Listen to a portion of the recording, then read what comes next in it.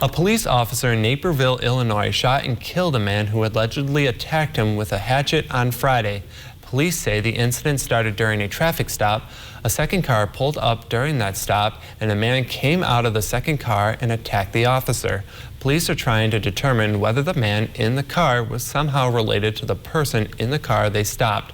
The officer fired his gun and hit the suspect, who was described by police as a white male in his 20s.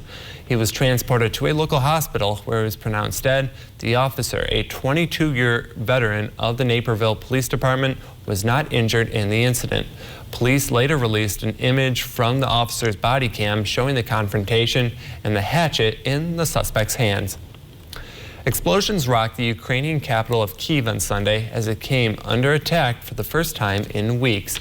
Russia says it air-launched missiles destroyed tanks and other armored vehicles supplied by Eastern European countries. Ukraine says the missiles hit a train car repair shop with no military equipment inside. And so far, there's no word of any casualties. Russian President Vladimir Putin has warned the West if it gives Ukraine longer-range rockets that Russia will strike objects it hasn't hit yet. The airstrike comes days after the United States announced it would send $700 million in military assistance to Ukraine, including medium-range rocket systems, helicopters, Javelin anti-tank weapon systems, and more. Kiev hasn't been hit by Russian airstrikes since April 28th, when the United Nations Secretary General paid a visit. The Secret Service rushed President Joe Biden and the First Lady to a fire station near their beach home in Delaware on Saturday when a small plane flew into restricted airspace over their home. A Secret Service spokesperson says a fighter jet intercepted the plane that flew into restricted airspace and escorted it out of the area. He says the president was moved as a precaution and there was never any threat. The president and First Lady stayed in their SUV inside the fire station until the situation was clear. The spokesman said that this is the first time the Bidens have had to be held for their safety. The pilot said he made a mistake, but the incident is still under investigation.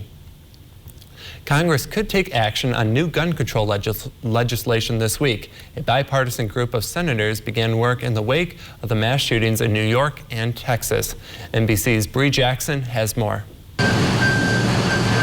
Another weekend of deadly mass shootings across the U.S.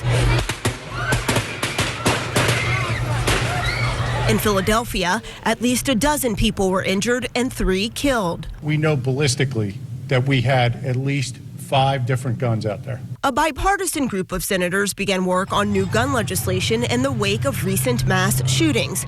Negotiators say Congress is closer than ever before on reaching an agreement. We are talking about a meaningful change in our gun laws. Certainly can't guarantee any outcome, but it feels to me like we are closer than we've been since I've been in the Senate. On the table are red flag laws, changes to background checks, and investments in school safety. That's the kind of package we're putting together right now. That's the kind of package I think can pass the Senate. But some measures don't have the support needed from Republicans, who say the focus should be on issues like mental health instead of efforts to raise the minimum age to purchase an assault weapon from 18 to 21. Try to intervene and stop something before it happens instead of just immediately rushing to go take the rights of gun owners away.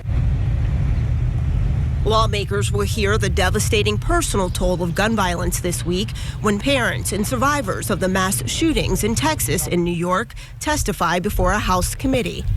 In Washington, Bree Jackson for NBC News.